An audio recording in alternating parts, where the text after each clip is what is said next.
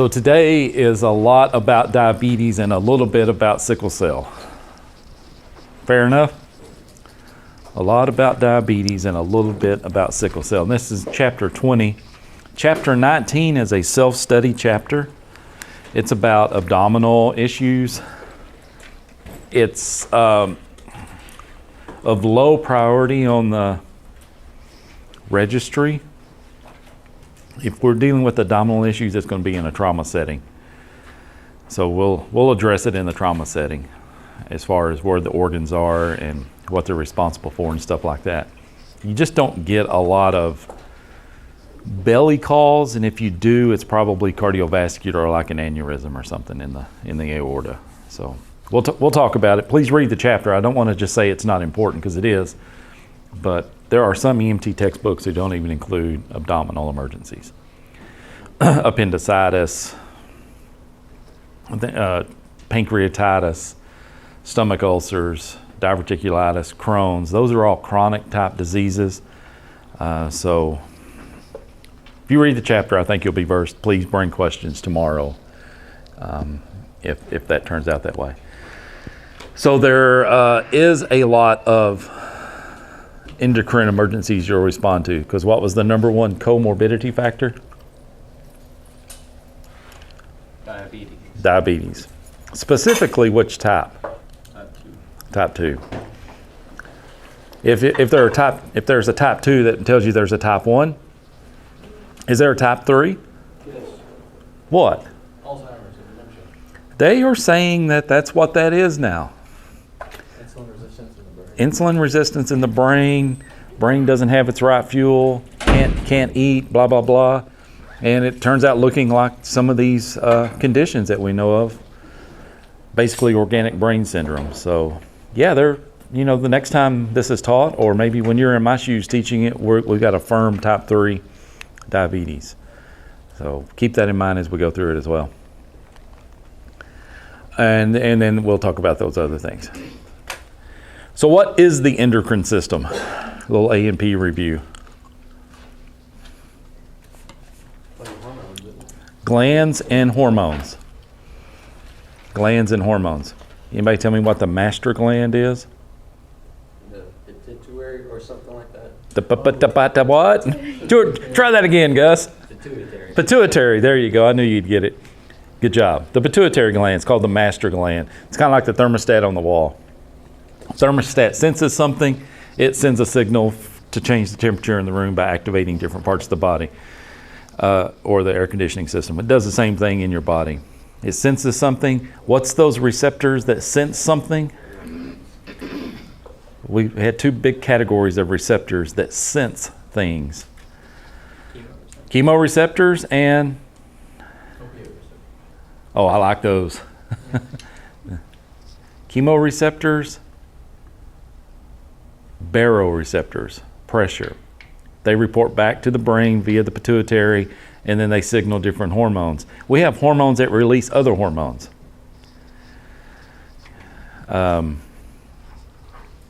Follicle stimulating hormone goes and tells the ovaries to release a follicle. Thyroid stimulating hormone tells the thyroid to release more thyroid style hormones. It's a very intricate system. I think I've told you this. There's a book out there by Dr. Aziz, A-Z-I-Z. It's called The Perfect 10 Diet. It's not so much a diet book as it is balancing the top 10 hormones in the body.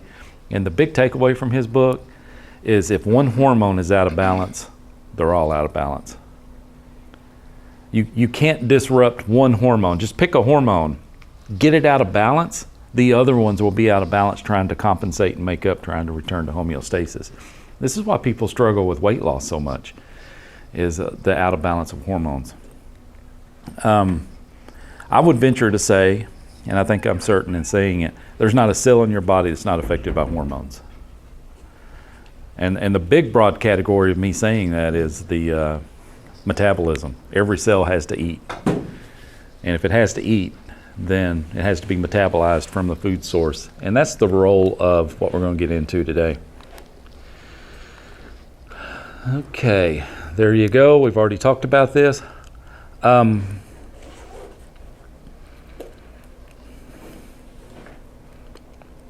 I remember being a new EMT, and I never thought would know so much about diabetic emergencies. So Gus, back to what you were saying, you're going to make calls on this all the time.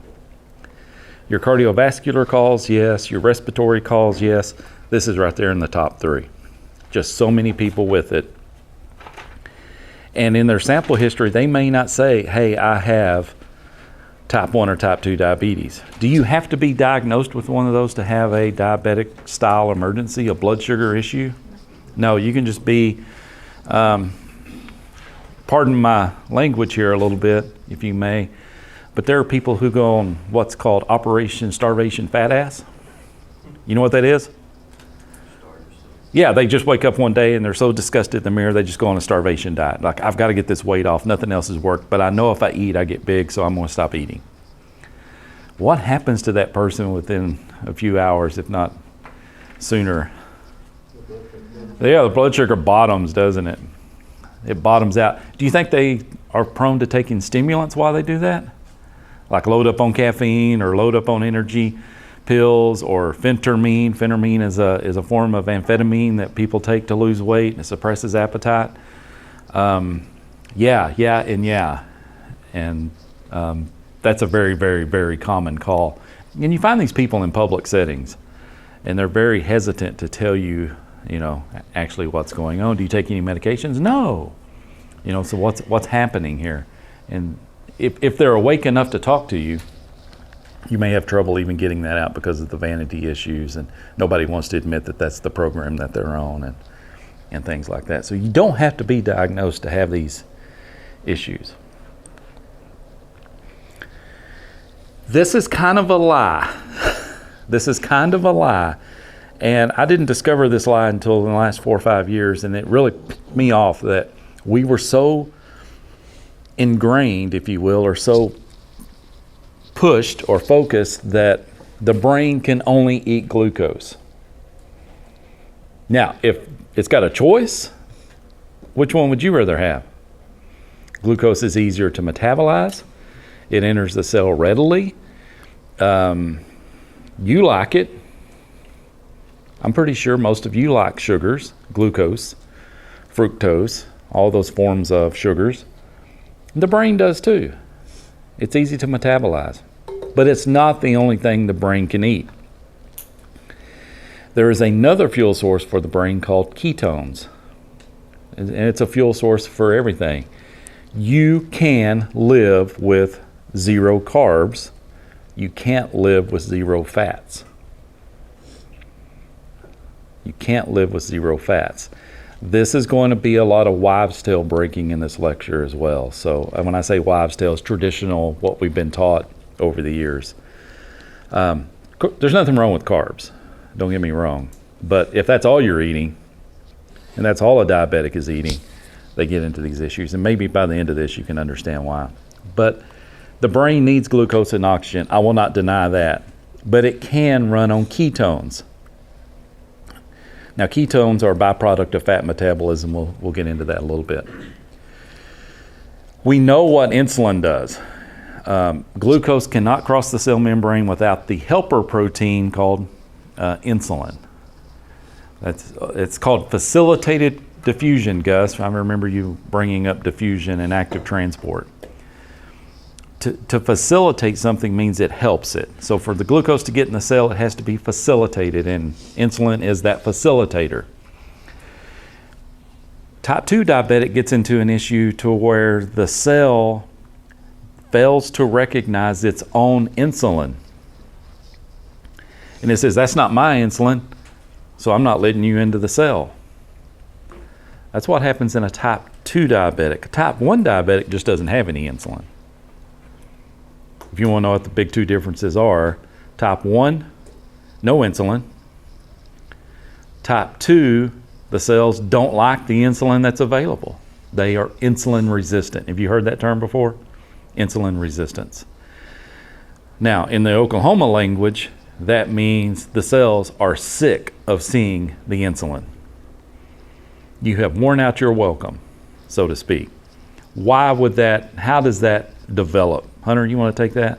Why do the cells get so sick of their own insulin or the human's own insulin?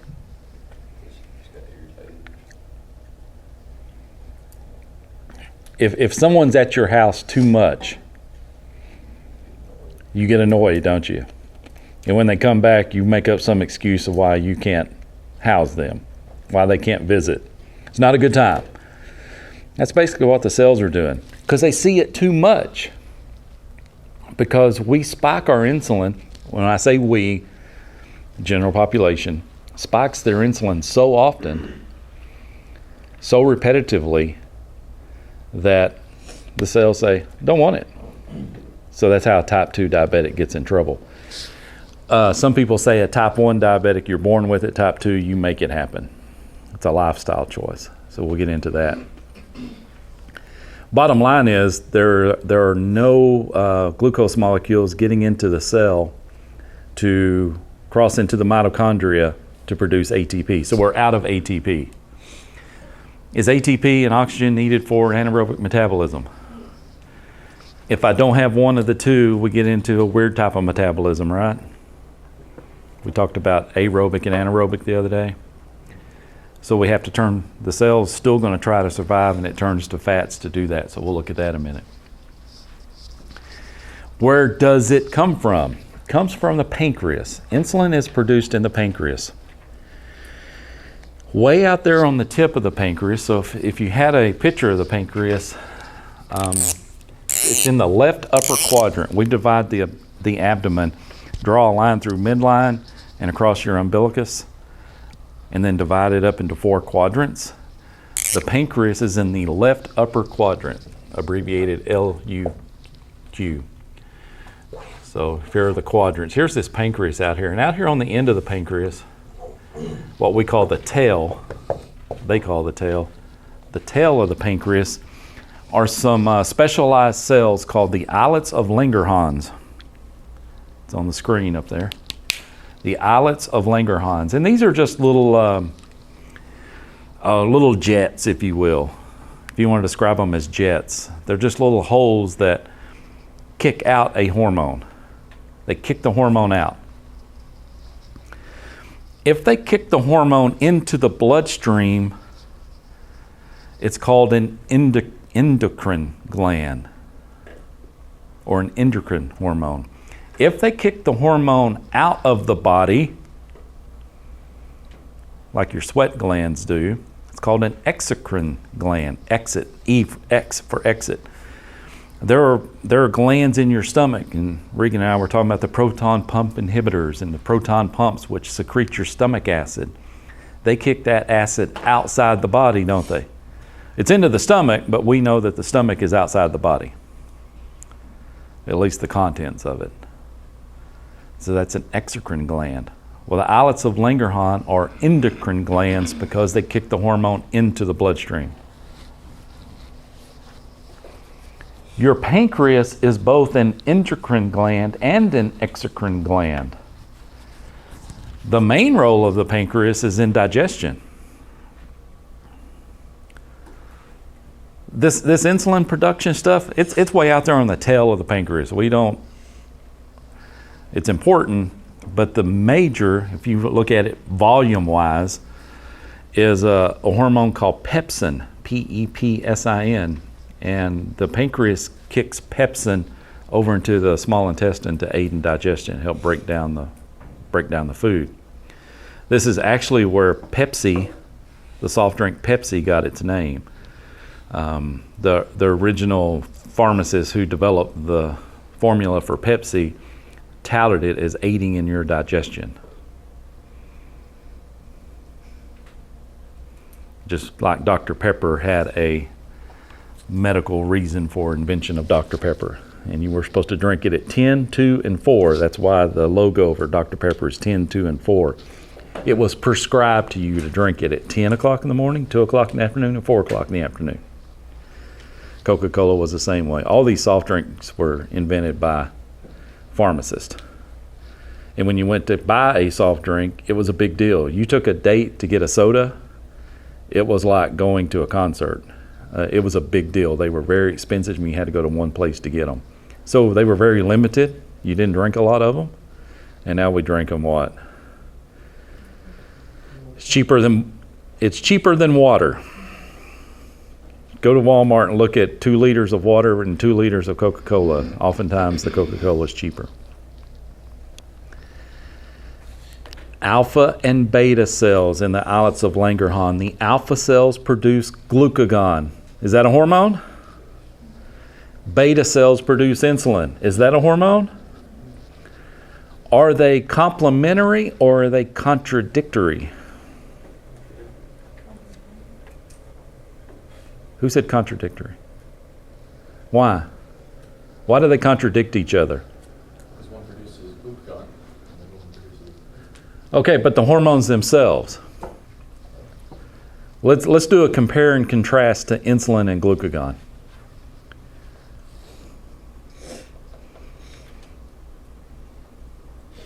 Anyone?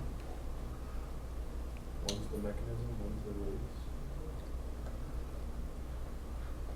release. Good try.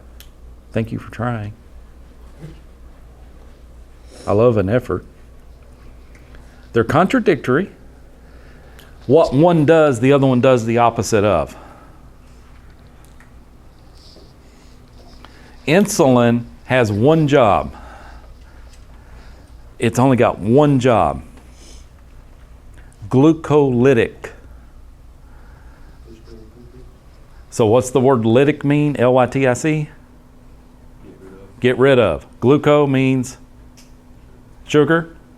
So insulin is a glucolytic, means it does what? It gets rid of sugar. That's its entire goal, is to get rid of sugar. Where does it offer the sugar first? Who does it offer it to first? The cells. Insulin goes and binds to the sugar and carries it to the prom, if you will, and says, do you want this? If the cell needs fuel, it will say, yes, come on in. What if the cell is satisfied? It starts the process of storing it. So the next step in the storage process is, let me get 3 of you together and I'll make a triglyceride. Now that is a very Oklahoma, Bryan County, Colbert kind of way of saying it, okay? So bear with me. But it's not false. Let me get 3 of you together and form something called a triglyceride. You ever heard of triglycerides? You did a homework assignment called Study Metabolic Syndrome. All right? Remember when I told you to look up metabolic syndrome? Maybe. Who looked up metabolic syndrome? Luke. Luke's like, why did I raise my damn hand? Remember metabolic syndrome? High blood, mildly high blood pressure, BMI is getting out of range, abdominal fat. You remember all that? And one of them was hypercholesterolemia, too much blood cholesterol, and also too many triglycerides. Too many triglycerides. That's because the insulin got 3 of them together, grouped them up, and made a triglyceride because your cells didn't need it. Now that's really smart of the insulin to do that, because the insulin and the human body is thinking, if I just tie it up in triglycerides, if I make a fat out of it, and I let that fat float around in the bloodstream for 24 to 48 hours, I bet the cell will need it by then. In other words, you may be satisfied now. I'll tell you what, I'll hold on to this in the form of triglyceride. I'll be back in a day or 2 to see if you still need it. That works very well in a hunter-gatherer environment because we have these periods of fasting. I didn't get a kill. You only got an antelope once every little while, and you ran across some berries every now and then. So we had periods of fasting, didn't we? Do we have periods of fasting in America? No. We do not die of starvation anymore. We die of overabundance of food now. It's totally flipped. You used to die of starvation. Not anymore. We die because we eat too much. So we replenish sugar into the bloodstream very often. And we do it more than 3 times a day. We do it with snacks. Do you know snacks was not a word in the 1800s? Wasn't even in the vocabulary. That word was created by food manufacturers. And now everybody has to have a snack, don't they? I gotta have a snack. How many people do you know that if they miss lunch would be hangry? I didn't eat breakfast and I thought I was going to eat lunch and didn't eat lunch. There aren't many people who can go 24 plus hours without eating and not be hangry. If you can, great, you're in good metabolic health. That tells me, or tells yourself, that your insulin levels are staying very flat. They're not roller coaster. They were never meant to be a roller coaster. So this triglyceride's floating around for 24 to 48 hours and it doesn't get consumed because you just put more sugar in there and the insulin says, hey, better get some more insulin out of the islets of Langerhans because we got more sugar coming. Hell, we've still got the triglycerides we had from last week. We'll go lay them down as fat. So the body, the insulin, still got one job. What's that job? Get rid of sugar. Well, I've held the triglyceride long enough. I guess I need to get rid of it. So it will go lay it down as body fat. We call that adipose tissue. What's happened? Do we have a backlog now? Are we starting to build a backlog? Yeah. So when you do blood chemistry, your triglycerides are doing this every time you check them. It's called a backlog. And the triglycerides should be less than 100. They're up there in the 7, 8, 900 range, 1200 range. Glucose should be below 100 when fasting, but stay between 80 and 120 thereabouts. It keeps going up, got a backlog. Body weight is going up. That's type 2 diabetes, guys.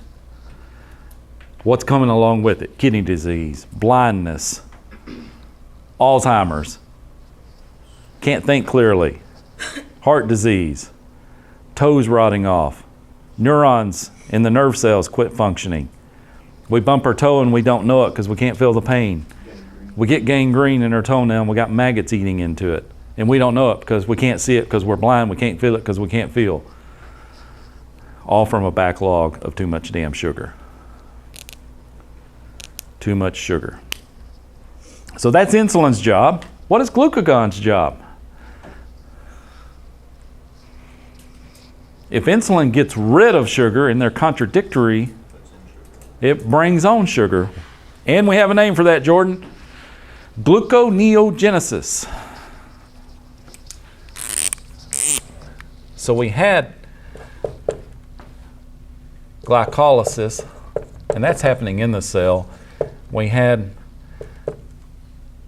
glucolytics. That's what the role of insulin is. And now we have one called gluconeogenesis. And genesis means creation. Genesis means creation. So gluco, the generation of glucose. Now, if you're eating regularly, you're not fasting, rarely do you ever go into this phase. If you never fast and you're always fed, rarely do you go into this phase. In today's environment, we get a whole lot of insulin in people with very little glucagon because food's always readily available. But let's just say you are one of those who practice intermittent fasting, or you're one of those who says, you know, I can skip lunch and get this job done. And your body says, well, you didn't eat, so we got to get sugar from somewhere. We got to get the glucose from somewhere. So the signal goes down to the islets of Langerhans to produce glucagon. Now glucagon's a hormone, and when it gets into the bloodstream, it goes by the liver and tells the liver, hey, you need to release your stored glucose. Remember, insulin stored it there last week. Glucagon says, hey, we need that. And the liver says, here you go. Here you go. Here's some glucose. And that glucose is in the form called glucagon. Glycogen. There's too many GLYs in here, isn't there? Glycogen released by glucagon in times of fasting. So if your blood sugar dips below, on the average, let's just say 80, and the body says, I need to bring that level back up above 80, glucagon's what causes that to happen. So you store glycogen in the liver, and you store glycogen in the major muscles, like your big muscles, like your thigh muscles and your buttocks. They store glucagon or glycogen. This is why if you're trying to control your diabetes, if you happen to have diabetes, the best way to reverse insulin resistance is to build muscle mass.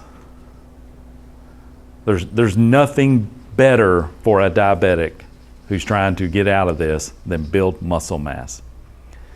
As we get older, we should build muscle mass. Keeping muscle mass is highly, highly, highly important to metabolism because it is a storehouse for excess sugars without storing it as fat. Okay? Luke, I look at you because I know you're into weightlifting and stuff. No carbs don't work well because you need the carbs to pull the proteins in and everything else. It just doesn't work well. It can work, but it doesn't work as well. It's a storehouse. And so storing glycogen is a lot better than storing adipose tissue. It's a healthier way to store the excess energy. Okay. We have this fine balance between hypoglycemia and hyperglycemia. We can put numbers to it if we want to. Your blood glucose should stay between, and it's easy to remember because it's kind of the opposite of the blood pressure. It should stay between 80 to 120. Will it go above that? Sure it will. But your body will do what? Pull it right back down. Will it ever go below 80? Sure it will. But your body will do what? Pull it right back up. That's about a 1 teaspoon amount of sugar in your bloodstream difference. How fine a balance do you have in your bloodstream between too much sugar and not enough sugar? About 1 teaspoon diluted across your entire blood volume. Any more or any less than that is deadly. Any more or any less than that is deadly. The pancreas has a huge role in that. What else has a huge role in it? What other organ? The liver. That thing we abuse every Friday night. That liver has a huge role in that. Do you see alcoholics and diabetics often being in the same person? Why? The liver is taxed to death, literally. The liver says, what the hell? The liver stores so much. You ever heard of empty calories? You know, that's what we call alcohol, right? Have you ever looked at a can of beer and said, it's got 110 calories, but only 3 grams of carb? Now, the caloric value of 1 carb is 4. 4 calories in a gram of carb. 4 calories in a gram of protein. 9 calories in a gram of fat. So what's the most dense fuel source? Fat. But you only get 4 calories out of 1 gram of carb. This beer has 3 carbs. Do the math. 3 times 4 should be 12, right? But the beer has 110 calories in it, according to the can. How did you get 110 calories out of 3 grams of carbs? Anyone want to guess? Sugar? The unknown substances they put. They're empty calories. They have no nutritional value. What does the pancreas do when it sees those empty calories coming? Tries to break them down. It tries to get rid of them. And what does it use to get rid of these things? But there's no nutritional value to them. So your body can burn them and get nothing out of them other than fat. Other than fat. Your insulin will convert those empty calories into fat. And it tries to get rid of them. So where does it try to put them? It tries to store them as glycogens. Where is it going to put those? It's going to put those in the liver and the major muscles. So we end up with fatty liver disease. The liver, which is, if you've ever looked at a liver, just imagine calf liver or chicken liver or something like that. It's just a real dense tissue. It doesn't have any fat in it. If you want to talk about lean, it's lean. Not in these patients. We get big deposits of fat.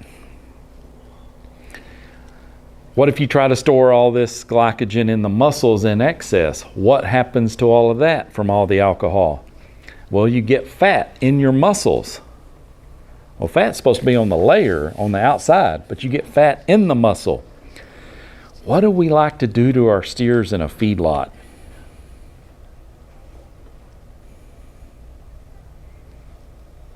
What do we do to our steers in a feedlot? Because all of you, almost all of you, I'm going to assume almost all of you, there'll be a few exceptions, like to eat beef. Everybody enjoys a good steak. How do we like our steaks? Marbled. That's what makes it choice, right? And prime and all those USDA markings. We like our steaks to be marbled. What's inside that muscle? Fat. How do we get the fat in the muscle? Well, it's not from grain finishing. It's not from grass finishing. It's from grain finishing. What are we feeding these steers in the feedlot? Grains. What else do we do with grains? Make beer, alcohol. Do you know that the steer in the feedlot has to take antibiotics? Because if it doesn't take the antibiotics, it will die before it reaches its maturation, which is 18 months to 2 years. If they live longer than that, they would die of fatty liver disease. They'd have liver abscesses. Yeah, nice. Nice, isn't it? So you want grass-finished beef, if possible, not grain-finished, because of this reason right here. Well, we're doing the same thing to our body when we eat all that. We put all this fat in our muscle. We marble our own muscles. It's not a healthy environment, is it?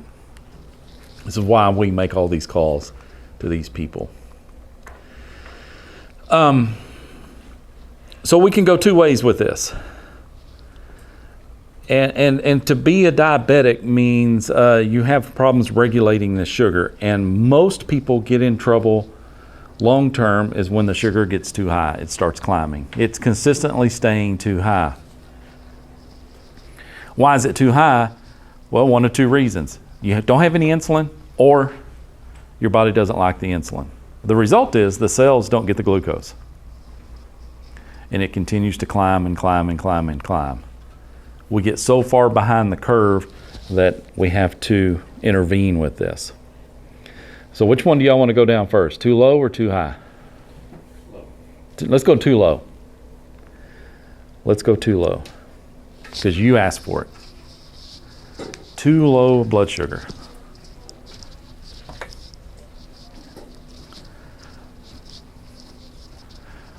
I must preface this by saying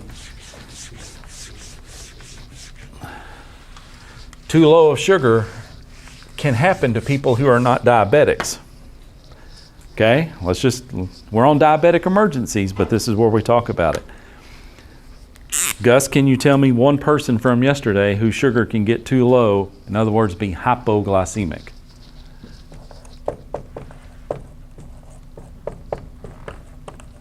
Huh? Malnourished. Okay, malnourishment. Let me change that because that has a different meaning. Can we say starvation? Can we do that? I don't think it's any different than fasting. One may be intentional, one may be non-intentional. Reduced caloric intake. If you're otherwise healthy and have resilience, you can tolerate this for a long time, can't you? Your body will kick out glycogen, your body will start digesting its fats. You can do this for a while, can't you? If you're otherwise healthy. If you don't have glycogen stores, if you don't have body fat, you will end up in this position a lot sooner. Are alcoholics malnourished starvation people? And I say that because that's a broad category that we'll deal with a lot. There's a lot of alcoholics or alcoholism, and a lot of alcoholics, you're full-blown guys and girls, they'd rather drink than eat, and they're eating empty calories, blah, blah, blah. Yes, the answer is yes. Sugar gets too low. What's the body normally do? Secrete glucagon. What's the glucagon normally tell the body to do? Release the stores. Release the storehouse. That'll get us by once. That'll get us by once. Continuing to starve or fast, we don't have any stores to go to, our blood sugar goes dangerously low, and the body runs out of energy. You are literally out of gas. At this point, it's deadly. Good alcohol to drink? No. The answer is simply no. Not even wine? The answer is simply no. There's no nutritional value. And even if you did a mixer, you're just getting a lot of sugars to go with it. Unfortunately. But yeah, no. It's deadly. It's too low. What do you think some of the signs and symptoms of this might be? I mean, you did choose the easy one. What? Stroke-like symptoms. Stroke-like symptoms, which are what? Altered mental status. Okay, yeah, I love that one. Let's go with that one first. Altered mental status. All the way down to what? U on the AVPU scale, unresponsive. But it could be very early, just hangry. I think most of us have probably been there. That's a take off the Snickers commercial. When you're hungry, you're not yourself. Eat a Snicker. No, probably not. But I mean, if you need a quick jolt, I guess it'd be okay. Eat a Snicker on your way to a steak, I guess. They use a lot of chocolate to combat a lot of blueberry fibers. Because it's quick. It's quick. Altered mental status, though, can be as subtle as you're just irritated. Why do you get mad when your sugar gets low? Well, your brain's not happy. It's running out of energy. When your car runs out of gas, it starts spittering and sputtering, doesn't it? But it's still going, but something's not right. Continued, without intervention, things go from bad to worse. And so they are shaky, irritable. Do they have a headache? You ever get a headache when you run out of fuel? Get a headache? Do you get sweaty? Kind of like diaphoretic? Yeah. Cool, clammy? You get droopiness? Like tired? Fatigue? Or like stroke kind of stuff? Yeah, sure. Your muscles will fatigue. So fatigue is both not only in the mental brain, but the muscles will fatigue. Weakness is another word. Do they get polygypsia? Not yet. You're on the wrong side, man. Seizures?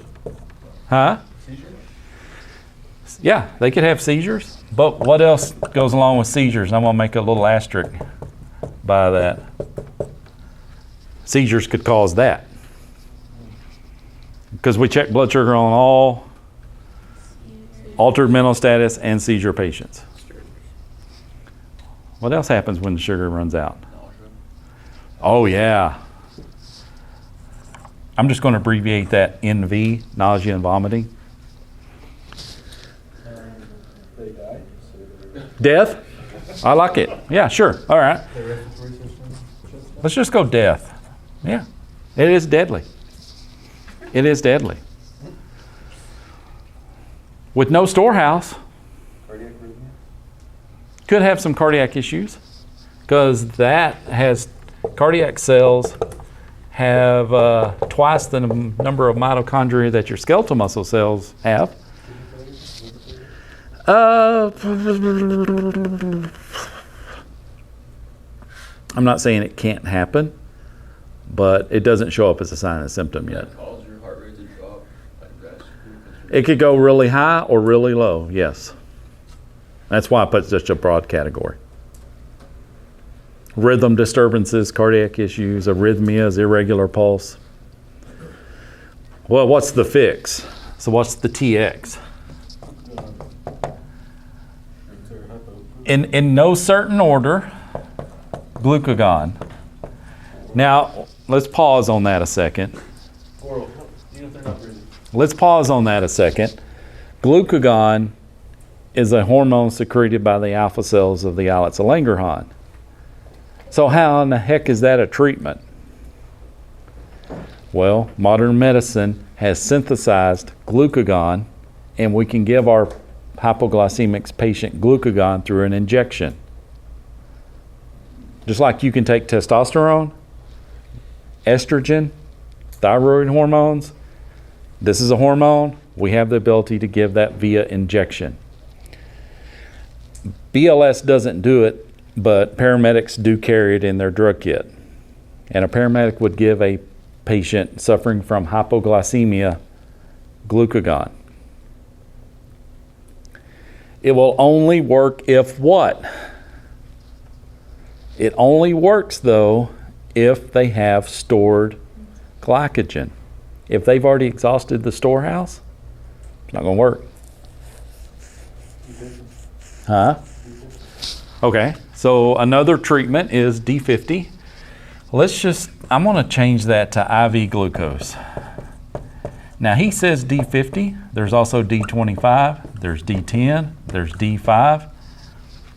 These are just concentrations of the solution. When you say something is 50% or D50, it's 50% dextrose and 50% water.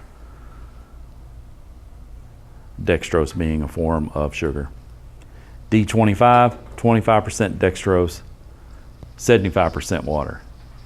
D10, it's a 90-10. D5, 95-10. Let me say this about these high concentrations of D50. They are necrotic. Necrotic. If a paramedic gives D50 into someone's vein and the vein ruptures, also known as blows, the vein blows open, or if it infiltrates, if you want to get very specific, and the D50 doesn't stay in the vein and it goes out into the tissues, that tissue will die and slough off and rot. It'll just rot and slough off. Get infected. That's probably the last thing a diabetic needs is an infection. If they're having a bleed in the brain and that high dose gets up there and the brain is exposed to high doses of D50, the brain cells will die. It is necrotic, means if it touches a cell, it will kill it. Because if you want to know why, it has high osmotic pressure. It kills the cells by dehydrating them. Because water follows salt, water also follows sugar. You ever been to a cafe and you wanted that really sweet tea and you're supposed to pour it out of a container but it wouldn't come out because it's clumped? That's because it absorbed water from the atmosphere. That's an easy way of saying that sugar has high osmotic pressure, so much so it pulls water out of the atmosphere. So it pulls water out of the cells and the cells shrink and die. They dehydrate. It dehydrates the cells. So we give it in. A lot of people are now giving it in less concentrated forms, but you don't get much energy out of D50.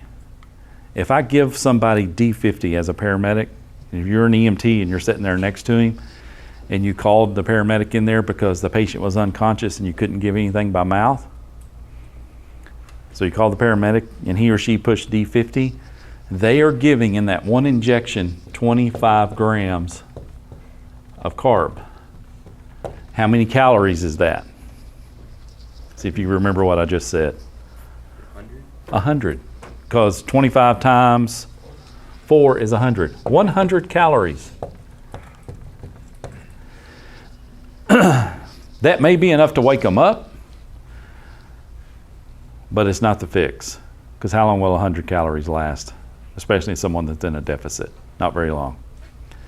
So anytime you see this, you must ensure that this patient's going to take in more calories, some method, whether they go to the hospital and get a meal or get a meal at the house. The less concentrated, obviously the less calories you're getting. So you may have to repeat these doses. That's one treatment, but neither one of these yet are EMT style. Not that they're wrong, they're just not EMT style. These are ALS treatments. What about the BLS treatment? Oral glucose, I'll just say it simply. Oral glucose. And to get oral glucose in the body, the patient must be conscious and able to swallow and protect their airway. That's it. That's all you can do for them. I don't care which form of glucose you give them, whether it's your commercially prepared little tube, or you go to their candy jar and get a Snicker, or you give them a bite of peanut butter, or you have them drink a Dr. Pepper like I did with that kid. Usually the liquids are super fast at waking them up because we don't even have to digest them. They just suck right over. That's why drinking juice is routinely so bad for you, because your body just does not. That is like an insane amount of sugar coming down the system so quick. You had a question. My friend was diabetic, and he had this little bag that he would carry with him. He was type 1, and if he ever like passed out, he showed all his like friends and the teachers how to use it. It was, I don't know what it's called. I don't even know what it is. I'm kind of curious. But it was a vial and a big syringe. And you drew out like the saline out of the one vial. Yeah, glucagon. This is it. Glucagon has to be what we call reconstituted. So it's a powder in the vial, and you got a syringe full of water. I'll bring one in at break if I can find it. They moved a bunch of stuff around. You have to push it into the powder and shake it up until the powder dissolves. In other words, reconstitute it and then inject it into the muscle. Yep, it's glucagon. Did you give them epi? Like a small dose of epi? That would only make things worse. That'd be like giving them crack cocaine without any energy. Because epi's going to increase thermogenesis. It's going to hyper everything. So it's actually going to deplete the stores even faster.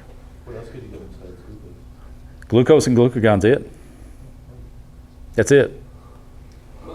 So if they are like passed out or they're Okay. hypoglycemic, we're on scene, and would it be like, what if a Dr. Pepper's quicker than getting oral glucose?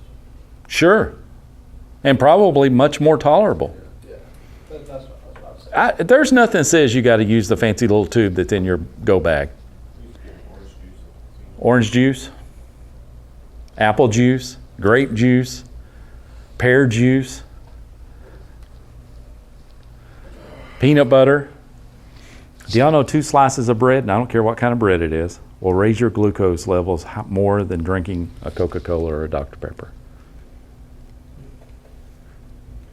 You can sit down with a Coca-Cola and you can sit down with 2 slices of bread, and the 2 slices of bread will raise your glucose more. Why is that?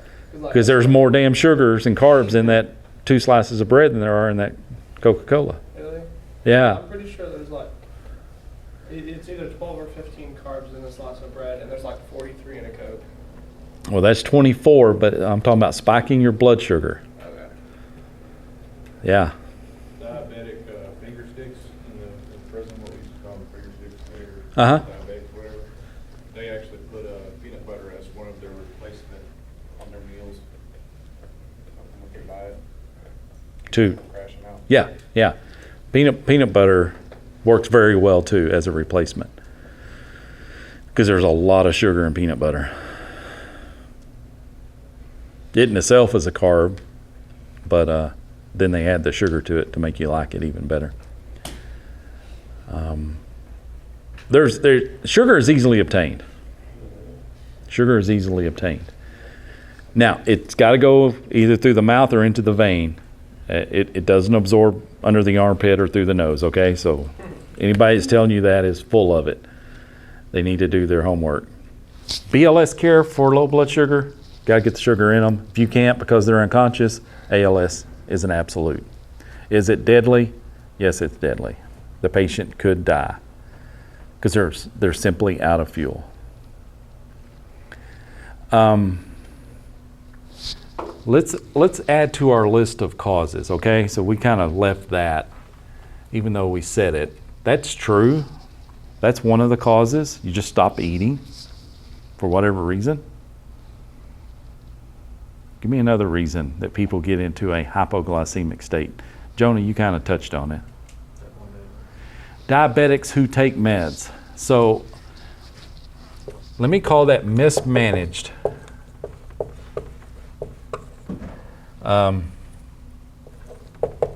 diabetes.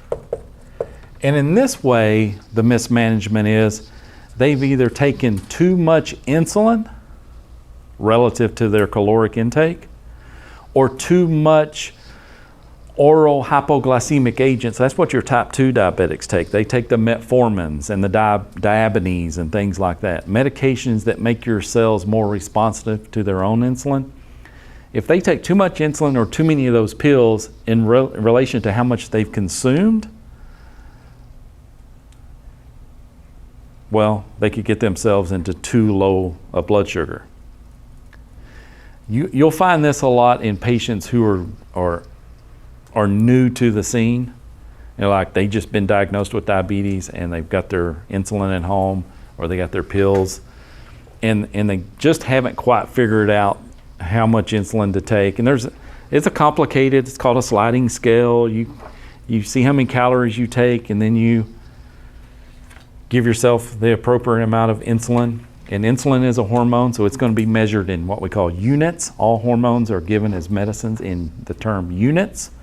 So that's why you'll say here, I took 20 units of Humulin R or something like that. There are all forms of insulins now. Original insulin was swine insulin. So we would pull it from a pig, swine, and we would give it to our diabetics. And that's how they got their insulin. They would inject swine insulin into them. And that worked very well for a really long period of time, but the Jewish people who happen to be diabetic had an issue because they can't take pork products. So that's set off the synthetic insulin business. So chemists got together and now they have synthetic insulins. And there are many, many types. And sometimes your body has a hard time adjusting to that one, or it'll get tired of that when you have to switch to another one. And anytime you get to switching these things up, you fall into, I spelled mayonnaise wrong, you fall into an issue where it may work a little better than you thought it did, and it would drive your blood sugar down. That's why your friend had the go bag that had sugar in it. I don't know if any of you have paid attention or if it's even still there. It is in Oklahoma. One of the restrictions on a driver's license is food must be within reach. Is that a Texas thing too? So if you're diagnosed as a diabetic and you get your driver's license in Oklahoma, there's a restriction on there. And the restriction says food must be within reach. So if you're driving a car and you have low blood sugar, you ought to be able to reach over and get you a Snickers and keep driving. because your blood sugar is bottoming out. Do you want that on the road with you? No. So mismanaged diabetes. Too much insulin, not enough fuel. Too much of their pills, not enough fuel. It's going to drive it down. Questions on that? It's pretty easy, isn't it? But we have a real high suspect in any altered mental status. You don't have to be a diabetic to get in this position. So now we're going to do hyperglycemia, and you are a diabetic there. At least temporarily. Would a diabetic experience hyper or hypoglycemia? Oh, hyper. Think of hyper and then crash out. Yeah.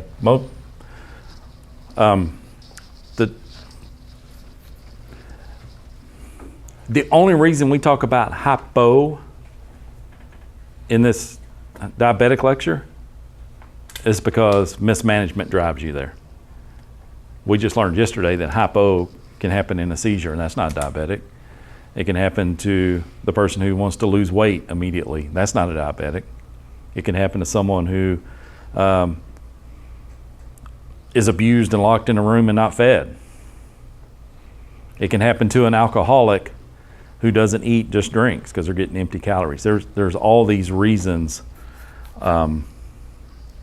People can have an overactive pancreas for whatever reason. They're not diabetic. So to be diabetic, let's talk about the disease first. The disease of diabetes.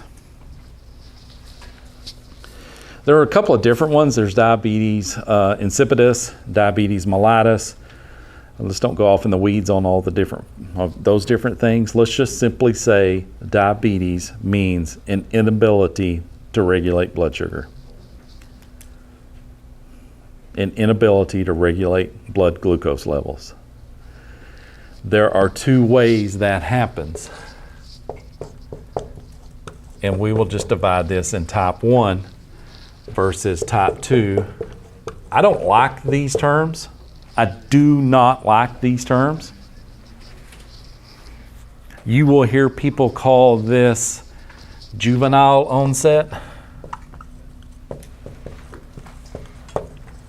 And this adult onset. I do not like those terms. They are misleading. Can they both be genetic? Because I thought type 1 was genetic, type 2 not. That's where they get the juvenile. You're kind of born with it. Type 2 adult onset. I wouldn't say this one's got much genetic component. I just wouldn't say this. Can I speak to that a minute? Can I speak to that a minute? To all of you? You live in an area that is real close to what we now call, Oklahoma used to be what before it was Oklahoma? Indian Territory. Where did the Indians come from? They came from the southeast. They were relocated. And so the federal government, the U.S. government made a deal with the Indian tribes. If you move yourself to Oklahoma and let us have Georgia and Florida and South Carolina and North Carolina, let us have this and we'll give you something out there. So they relocated the Indians, Trail of Tears, you all aware of that? 5 civilized tribes populate Oklahoma. When European settlers hit the Americas, they brought with them something that the Native Americans didn't have, and that's the potato. There were no potatoes in this continent. But the Europeans loved the potatoes, and that was a great way for them to make the voyage. They could store potatoes for a long period of time. It was a main staple of their diet. Now, American Indians, Native Americans, were not evolved, they did not evolve to process the potato. Their GI tract, their metabolism, a potato just wreaks havoc on them. They also didn't have alcohol Now, they may have had peyote, but they didn't have alcohol. They had fire water too.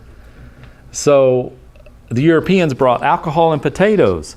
Well, you give alcohol and potato to a Native American, that's like crack cocaine, man. It's like, so a real high demographic of alcoholics are Native American.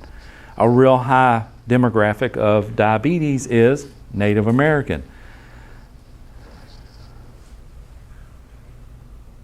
So profiling's wrong, but profiling's accurate. If I've got an altered mental status and I can tell by the look of a patient that they probably have a lot of Native American ancestry, I'm at real high alert for diabetic issues, blood sugar issues, and alcoholism. It's just the way it is. Now, we gave something back. We, because I'm a member of the Choctaw tribe, I can say we gave something back. They didn't have corn, and we gave them corn. Now, the corn we gave them wasn't like the corn we have today. It wasn't that super sweet candy corn or G90 that these farmers grow. It was field corn. It was maize. It was hominy. Anybody ever had hominy? Nobody in here has had hominy. You've had hominy? You hate it. Do you hate it? Who else has had hominy? I got two. We may have to just open a can of hominy tomorrow, okay? And let you taste it. It's corn. Why do you hate it? It tastes like cardboard, doesn't it? It tastes like paper. It tastes like starch. It tastes like you shucked the corn and you're eating the shuck and threw the corn away. Huh? Like deer corn? It's worse than deer corn. It has really low sugar, even though it's still got a lot of sugar in it. But compared to what you eat out of the little green giant can, or when you eat corn corn on the cob, you're not eating that. Hominy's gross. That's real corn? But it's corn. It's more native. And there really isn't even a corn plant. That's something man has genetically crossbred to even get to corn. Johnson grass on the side of the road is about the closest native thing to corn. Corn is just grass, and you're eating the seed of that grass. Get back to this. When you talk about genetics, is there some genetic component there? I would say there's more of an evolutionary component there. But look what happens. Well, I'm going to use my own family as an example because most of them are dead, and the ones that are alive don't care. There is a high history of diabetes in my family. On my mother's side, that's where the Native American stuff comes from. So what do the doctors say about me? Because my same doctor treats my mother, my father, and he treated my grandfather. So he knows the family history. So he tells me I am what? Genetically predisposed to having diabetes. So I have to keep an eye on my blood sugar. My brother, same parents, full brother, he's a diabetic. He's a type 2 diabetic. He takes metformin. I don't.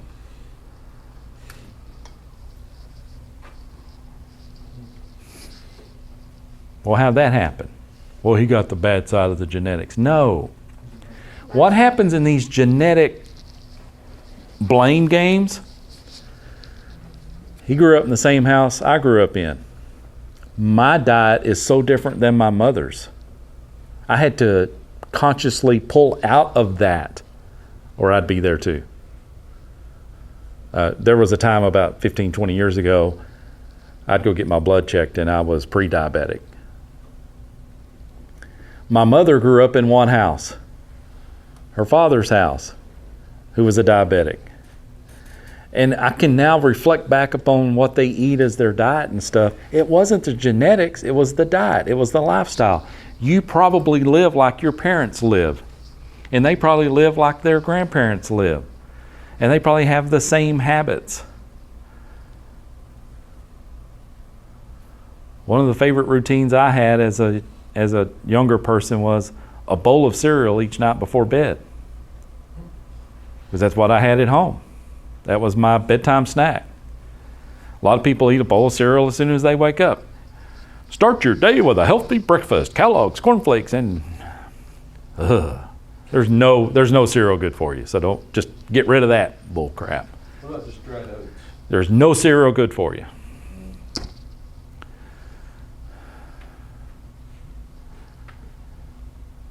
Just stop with the cereal. It's bad. It's really, really bad. It's very expensive for what you get too. That's ridiculous. I remember raising my son. It was kind of a little thing my son and I had. We would have a bowl of cereal before bed, and he got addicted to it himself. So what I'm saying is, we blame a lot on genetics when it's really just a lifestyle, and it looks like genetics. Well, your mother had it. Well, I'm eating the same thing she's eating. So be careful with that. Since you brought it up, is there a genetic component? Sure, but I don't think it's a defect. I think it's just an inability to metabolize certain things. Here's what I want you to call this: insulin-dependent diabetes mellitus. Non-insulin dependent diabetes mellitus. So when you get up to a patient and they say, I have diabetes, I only want you to ask one question. Do you take insulin? That's a yes/no answer. If they say yes, then they are an IDDM. You could just simply say they're insulin dependent. They are injecting themselves with insulin. If they say no, and they're diabetic, they are non-insulin dependent diabetic. Insulin dependent diabetes mellitus, non-insulin dependent diabetes mellitus. If they say no to taking insulin, now they're over here in this side of the flow chart. Your next question is, how do you manage your diabetes? They're going to say one of two things. Oral hypoglycemic agents, that's just a class of drugs. This is metformin. Something like metformin. It's a drug that makes your body do one of two things: either be more responsive to the insulin that it does have, or make your islets of Langerhans make more insulin. Or they control it through diet. And that would be the healthier option, obviously. That's how they keep their blood sugar in check. They either take insulin, they take an oral hypoglycemic agent, or they control it through diet. I would venture to say that if they're controlling it through diet, they are not diabetic. Okay? If you can fix your blood sugar issues by food choices, you're not a diabetic. I think there's a flip side of that coin. I think if you are a diabetic that can be controlled by diet, but you choose not to, I think your disease is one of lifestyle, don't you? What is the fastest growing comorbidity factor in this country?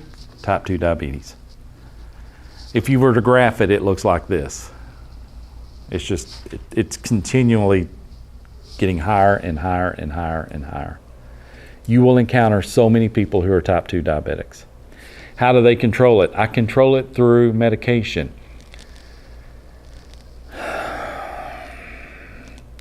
Okay. The purpose of that medication was for someone who had the right diet anyway, but the blood sugar still wouldn't come down. But we got lazy and just started taking, we'll eat our sugars and take the pill. My mother's a great example. Mom, you can't eat the apple pie I made. I'll take another pill. I'm not going to turn down apple pie. Okay. Okay. So is my mother or my brother diabetics, or is it lifestyle choice? It's lifestyle choice. If there's a Dr. Pepper can in the trash, it's lifestyle choice. Time is it? Let me get this one thing out here and then we'll go to break. So we know how it gets there. What's it do to the body? So high blood sugar over time, extended period of time, cells start to starve because the sugar's not getting in the cells, staying in the blood, so the cells start to starve. They get hungry. They signal the brain, we're hungry. And the organism goes and eats some more, but it doesn't do any good, does it? So high blood sugar over time leads to an increase in something called ketogenesis. Ketogenesis. Ketogenesis results from the body burning fat for fuel. The body's burning fat for fuel. It says, if I can't have glucose to eat, give me something to eat. And we start breaking down, the human starts breaking down its stored fat.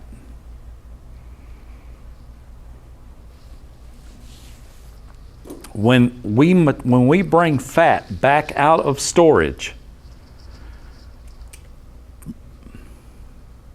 and we metabolize that fat, we create, this leads to an increase in something called ketone production.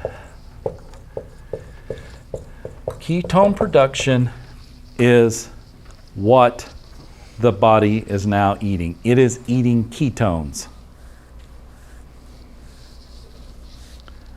Actually, a very good fuel source.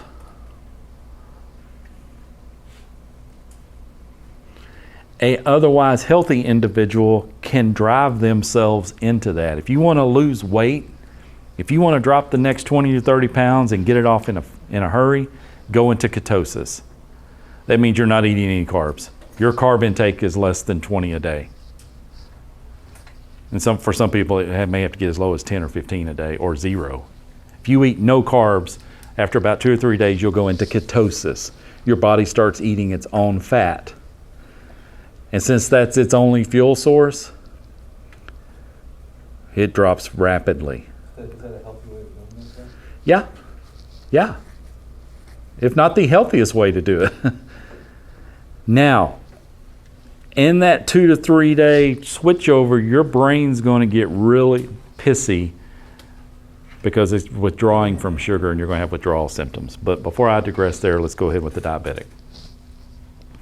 In the diabetic patient, we have an increase in ketone production. Now, there's a byproduct to this. Let me drop down here. Ketones are an acid. Ketones are an acid. Now, back to your question, is it a healthy way to lose weight? You got to take this into account and keep this normal. But if a person gets in here accidentally because they're diabetic, it's a different story. There's purposeful ketosis, there's diabetic ketosis. You with me? The diabetic gets into this without trying. These are an acid. So what are they doing to the blood pH? Blood pH. One more time. Dropping it. So instead of 7.35, 7.45, we're below 7.35. Blood becomes acidic. So we get a decrease in pH. What do we know about acid-base imbalance? When the body gets the pH out of whack, it starts trying to, the word is, fix it, compensate for it, return it to homeostasis, try. So we go into compensatory mechanisms. So one of the first things we will do, and that equals an increase in exhaled CO2. So the body's going to start blowing off a lot of CO2 to get rid of the extra acid, right? Because CO2 in the bloodstream binds with the H2O to create H2CO3, carbonic acid and stuff like that. We got to get rid of the CO2. So an increase in exhaled CO2 equals something we call Kussmaul's respirations. Let me write that because you probably have never seen that before. Kussmaul's, that's Kuss, Maul, Mual, like the Rottweiler does to you. Kussmaul's, that's apostrophe S, respirations. And they are basically increased rate, increased depth. They're hyperventilating. When you find this patient, oftentimes their respirations have increased. They're not pursed lip breathing, but they're like, and they stink. They stink. Ketones smell like acetone. And as a matter of fact, they are really close chemically. So it's just ketoacidosis. Getting there. Getting there. If we compensate, it's not acidosis. We fail to compensate because either we get too much production or we exhaust our compensatory mechanisms. Then, we go into, ultimately, right down here, we're going to have DKA. Acetone breath. Your book says acetone breath. When you walk in the room, you're going to smell the breath. It's going to smell like rotten bananas. Some people describe it as juicy fruit. Nail polish remover. It smells identical to nail polish remover. I have been in homes and bedrooms of patients where I literally thought someone spilled a bottle of nail polish remover. That's how strong the acetones were in the room. Eye-watering strong. Acetone breath. And that's in quotations. It's really ketonic breath. If you'll know, if you ever try to go into ketosis to lose weight purposely, your friends will tell you your breath stinks, if they're any friend at all. So you know when you go into ketosis because your breath will stink. It doesn't really stink, it just smells odd. Acetone breath. What else will the body try to do to compensate for the acid? Remember this from our earlier lectures? We got too much acid in the blood. We up our breathing. We blow off the CO2. There's another way to balance the blood, isn't there? Through the kidneys. Renal buffering. Remember renal buffering? And so the body will begin to dump urine. And what it's doing in dumping urine, it's dumping urea. It's dumping urea, which is an acid in itself. Any of you drive a truck that needs DPF fluid? Exhaust fluid? Diesel trucks? Know what I'm talking about? Hunter tractors maybe? They require DPF. Don't spill it on the paint, right? Because it'll eat the paint. That's the same thing a diabetic's peeing out in their urine. Urea. It's a form of nitrogen. It's a protein base. It's real good for the grass. A diabetic pees outside, it'll fertilize the grass. But it's hell on the kidneys. It's working the kidneys really, really hard. So you said Kussmaul's regulates? Kussmaul's respirations is trying to get rid of that CO2. The kidneys working overtime dumping urea is trying to get rid of the hydrogen ion through an ammonia that we call urea. And Jordan, we have a name for this increase in urine dump. It is called poly means many, urea. Polyuria. This patient pees a lot. One of their symptoms are they're peeing a lot. So if you ask about their sample history, they pee a lot, more than normal. And because we're peeing more than normal, we're starting to dehydrate the organism. And so increased urine production leads to an increase in thirst. And that has a name, polydipsia.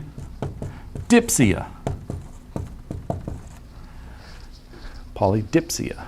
And you can remember that as like if you were to take the thing and dip out a drink of water out of a pail or something. Polydipsia. Increased thirst. Because they're dehydrated. Why are they dehydrated? because they're peeing out too much. Are the cells hungry? So they also have an increase in hunger. We have a name for that. Polyphagia.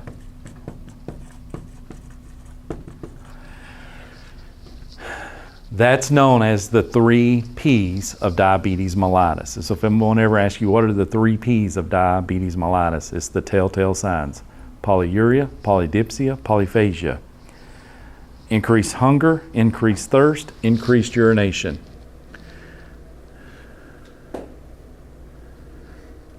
And that's all trying to keep the blood pH in balance. And depending on the individual, they may do this for some period of time. It's the 3 P's of what? Diabetes mellitus.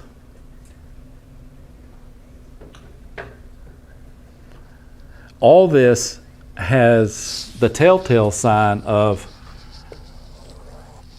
increased blood sugar. Because they're eating, they can't get rid of the sugar. So the body starts digesting its own fats, which sets off this cycle of fat metabolism, with the byproduct being a lot of acid. And that byproduct is what gets people in trouble. Once they cross a threshold, and Leighton, I think it was you, once they cross a threshold to where they can no longer fix the blood pH and they start decompensating, when they decompensate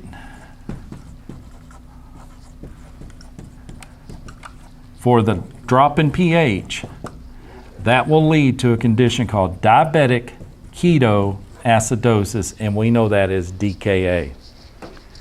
Diabetic ketoacidosis, DKA. Let me say this. So how do you know when they're starting to go into acidosis rather than just having a high blood sugar? Great question. You read my mind, because I was just about, that's why I put the word rare. True DKA is rare.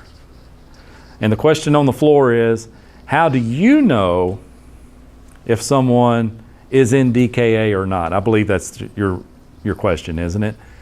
You're going to see all those symptoms, but that does not mean you're in DKA. That just means you're trying to compensate for acidosis. So the true reading would be once you get to the hospital and they draw your blood and the blood pH is low. You can have all the above and your blood pH be okay. You got to have an ABG to get a true diagnosis of DKA. Now, let me add to that a little bit. I can guess in the field. If your hair is crumbly, if the patient's hair is so dry it's brittle and breaks when I touch it, that's part of my assessment. When I look in their mouth and they have a furrowed tongue, meaning they're so dehydrated the tongue has started to curl up and it's got this furrow down the middle of it. A lot of people don't understand what the term furrow means. A furrow is a ditch in the ground that a plow leaves if you're plowing the ground. Furrow. So you got a ditch down the middle of your tongue because it's so dry it starts curling up. When your eyes have sunken back in your head, when you can't blink because your eyes are so dry that the eyelids stick to the eyeball, when your skin is so dry that when I pinch it up, it just stays. That's called poor skin turgor, Turgor. When the room reeks of acetone, I'm pretty sure you're in DKA. But I can't confirm it until I get the blood test, okay? So there are various, it's on a spectrum, if you will, or a sliding scale or whatever. I mean, you're getting toward DKA. Who gets into DKA? I don't know. It depends on how well they compensate and how long they've been in this. What other question do you have? That's a lot of information, guys. That's a lot of information. Well, when I come back from break, we haven't seen anything yet. that statement. Yeah, you're going to retract that statement in a minute. We'll come back from a break. I'm going to talk about non-ketonic hyperosmotic. It was a big word. That was only part of it. If they stay in this to the point to where they are now in what's called a coma, when the APU scale is went unresponsive, we call it diabetic coma. And that's probably a real good indicator that they are in DKA because they're comatose. That means the brain is so dysfunctional. Are they still like responsive? Not very much. Sometimes they go completely out. They're in a really, really toxic environment. This takes a long time to develop. A person doesn't skip an insulin. A person doesn't skip his insulin and get into this within the next hour. This is a long process. Therefore, to add to that, it's not life-threatening here. But as time goes and we go deeper and deeper and deeper, it's becoming life-threatening. Whereas the hypo, it's life-threatening right then, within minutes to hours. This is life-threatening over days, weeks, months, maybe even months.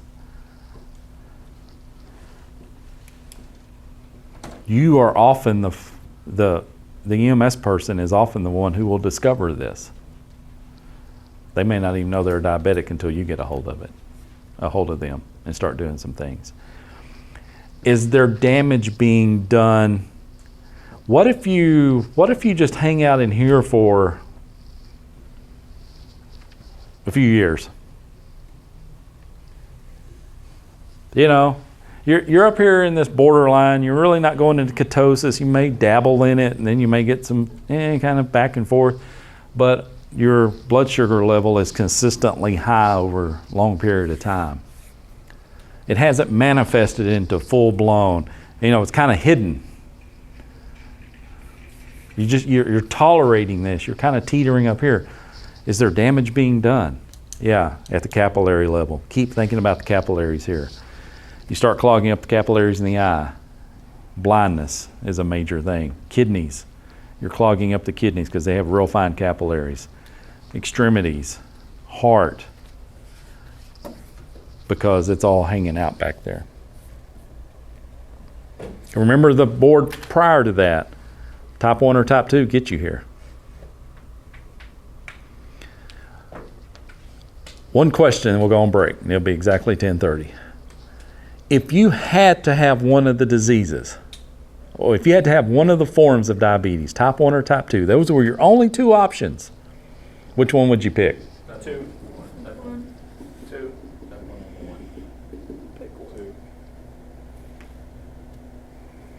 Why do you want, what was your answer, 1? 2.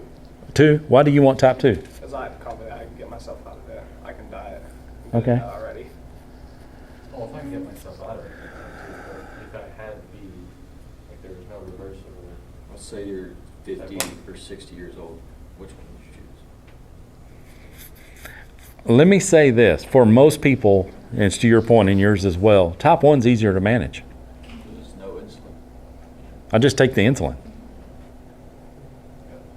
Type 2 diabetes, your cells get sick of insulin. They don't want it. And once you train the cells to not want insulin, you better hope you catch it early. You better hope you don't go into your 60s with it and it started in your 20s, because you may never revert those cells back. I'm with you. I think you can, but there's a point of no return. Type 1's easier to manage. You balance what you take in with the amount of insulin you take. If you create the type 2 in your body, boy, it's hard to reverse, because 1, you got lifestyle changes you may not want. And number 2, then you got to wake the cells back up to respond. And you might have burned out the islets of Langerhans. They're both death sentences though, right? Yeah. Well, no. Well-managed type 1, you live a normal life.